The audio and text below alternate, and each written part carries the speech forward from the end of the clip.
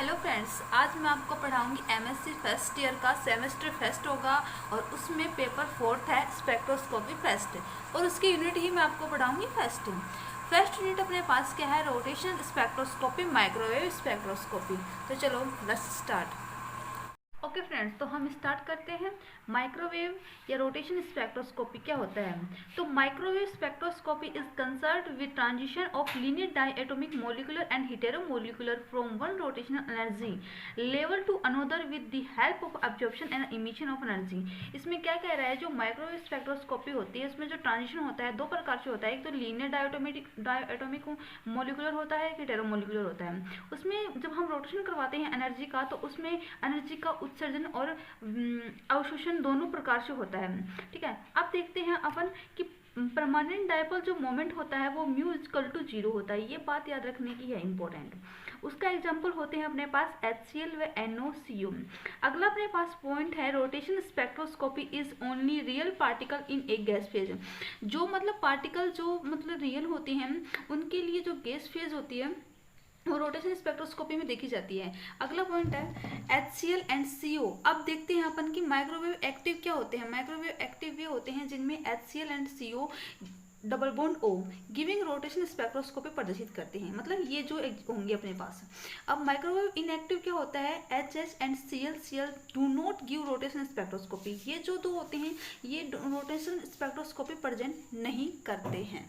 अब मोलिकुलर का रोटेशन किस तरीके से होता है, यहाँ देखिए, यहाँ A-B+ है, तो यहाँ पर इसको ऐसे घुमाएंगे तो ये ऊपर चला जाएगा, ये नीचे आ जाएगा। यही चीज़ दोबारा बार बार होती रहेगी।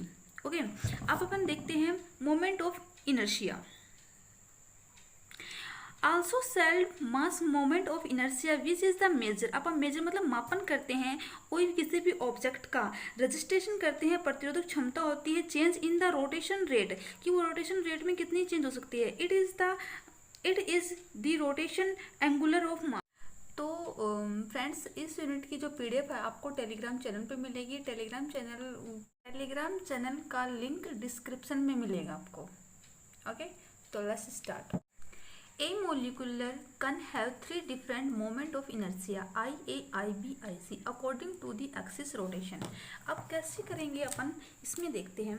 अपने पास ये एक्सिस है, ठीक है, सॉरी ये एक्सिस है, ठीक है, इसमें कर लिया। ये IA है, ये IC है और ये IB है। अब इसके हिसाब से अपन निकालेंगे इनके कि टाइप ऑफ मोलिकुलर कितने होते हैं, जिसमें ये XA, XB, XC moment of inertia होती हैं। I इज इक्वल टू अपने पास होता है moment of inertia, moment of inertia. Okay, तो देखते हैं। अब देखिए, अब इसमें ये प्रकार आते हैं कि टाइप ऑफ मोमेंट चार प्रकार के अपने पास होते हैं। एक लीनियर होता है, स्पेरिकल होता है और सिमेट्रिक होता है और एसिमेट्रिक होता है। लीनियर होता है, लीनियर में अपन क्या करते हैं, जो लीनियर अपने पास होता है, सिंपल सी बात है कि जो अपन फर्स्ट अपन लेंगे लीनियर। जब अपन लीनियर के बारे में करेंगे तो लीनियर के बारे में अपन जब करते हैं तो डाई एटोमिक क्या होता है, सिंपल सी बात है, डाई एटोमिक होता है और लीनियर मोलिकुलर होता है।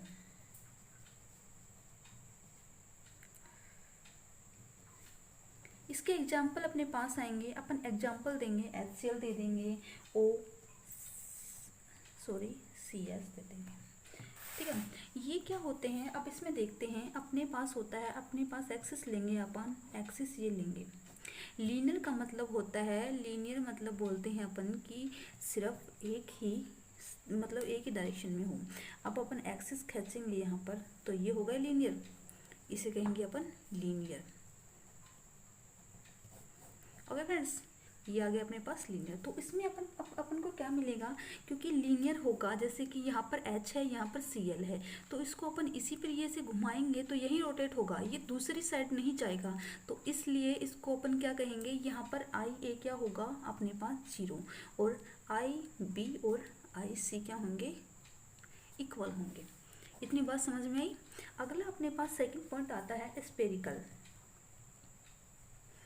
स्पेरिकल जब अपन टॉप देखते हैं तो उसमें क्या आता है कि अपन लिखते हैं all three moment of inertia are equal, मतलब तीनों के तीनों मोमेंट ऑफ इनर्शिया इक्वल होते हैं। तीनों के तीनों कौन से? आई ए, आई बी और आई सी। अपन एग्जाम्पल देखते हैं, एग्जाम्पल देखते हैं तो लिखेंगे CH4। ठीक है, अब देखो कि अपन इसको ऑक्टाहेड्रल या टेट्राहेड्रल में देखेंगे।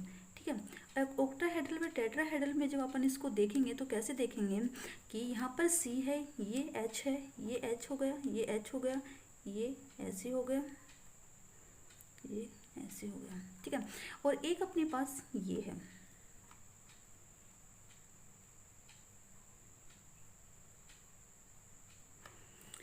तो ये अपने लिए परफेक्ट है, ये बिल्कुल सही है। वाह, क्यों? क्योंकि यहाँ पर एक कार्बन है और इसके जो हाइड्रोजन है ये सेम सेम है, इससे ये सारे के सारे एक ही मतलब सेम सेम जुड़ रहे हैं, हाइड्रोजन हाइड्रोजन हाइड्रोजन हाइड्रोजन। और ये नहीं है क्योंकि यहाँ पर क्लोरीन जुड़ रहा है, यहाँ पर एक हाइड्रोजन मतलब कि हाइड्रोजन नहीं है। यहाँ बिल्कुल ये परफेक्ट है, तो इसीलिए ये तीनों के तीनों डायरेक्शन बिल्कुल ओके आएंगे जब अपन इसको लेंगे यहाँ से यहाँ और यहाँ। तो ये कंप्लीट आया एक्सिस। तो आई ए, आई बी और आई सी। क्लियर हुआ आपको ये? थर्ड अपने पास है सिमेट्रिकल टॉप। इसमें अपन देखते हैं, इसमें पहले मैं बता दूं कि इसमें क्या होता है कि दो मोमेंट ऑफ इनर्शिया है ना, वे तो बिल्कुल सेम होते हैं और नॉट इक्वल टू थर्ड, मतलब जो थर्ड वाला होता है वो बिल्कुल सेम नहीं होता, न कि जीरो के बराबर होता है, किसी के बराबर नहीं होता। अब अपन देखते हैं, अपन लिखते हैं क्या, two moment of inertia are equal and not equal to third. Third is not equal to 0. IA, IB, IC ये हो गया। ये दोनों तो अपने पास क्या है, क्या लिखा है मैंने कि two moment of inertia are equal, दो मोमेंट इनर्शिया अपने पास इक्वल हैं। और उसके बाद लिखा है नॉट इक्वल टू थर्ड, मतलब थर्ड के इक्वल भी नहीं है ये, तो अपन ने क्या कर दिया, यहाँ पर ये बरोबर का है तो यहाँ पर एक क्रॉस कर दिया। तो third is not equal of zero, ये जीरो के भी इक्वल नहीं है। आई बात समझ में? अगला अपने पास पॉइंट है एसिमेट्रिकल। एसिमेट्रिक टॉप, इसमें अपन लिखते हैं ए का मतलब आ गया कि तीनों के तीनों जो अपने पास मोमेंट ऑफ इनर्शिया हैं मतलब आई हैं, ये तीनों तीनों क्या होंगे, इक्वल नहीं होंगे, मतलब डिफरेंट होंगे, इनके बराबर नहीं होंगे। अब लिखेंगे अपन third different moment of inertia. ठीक है, इसमें मैंने एग्जाम्पल नहीं दिया, अपन एग्जाम्पल देंगे। इसमें एग्जाम्पल आएगा NS3CH3Cm। Okay, I A not equal to I B not equal to C, क्योंकि अपन ने लिख रखा है कि three different moment of inertia. इसमें एग्जाम्पल अपन देंगे वाटर का H2CH3OH का। तो ये बहुत ही एकदम इजी था टॉपिक है, आप इसे ध्यान से पढ़िए और क्लियर कीजिए। अगर नहीं आए तो कमेंट में डालिए, मैं और अच्छी तरीके से समझाऊंगी। अपन आगे देखते हैं अपन कि डायटोमिक मॉलिक्यूल होते हैं दो प्रकार के होते हैं, होमो न्यूक्लियर देखते हैं और एक हेटेरो न्यूक्लियर देखते हैं। होमो जो न्यूक्लियर डायटोमिक मॉलिक्यूल होता है वो क्या होता है कि जीरो डायपोल मोमेंट होता है, मतलब नॉन पोलर होता है। हेंस पोलिंग है अपन की नो इंटरएक्टिव विद रोटेशन, मतलब जो रोटेशन होता है जिसमें इंटरेक्टिव नहीं करते, इंटरएक्टिव नहीं होते।